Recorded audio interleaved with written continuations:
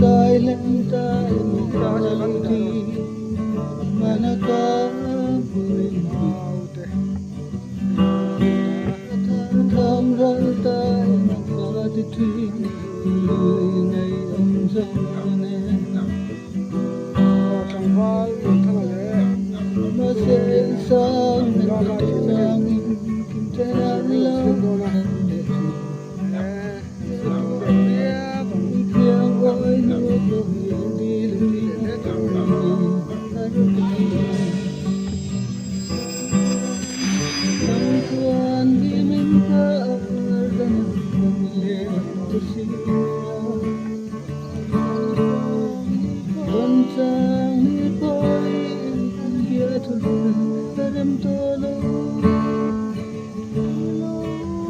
Hello,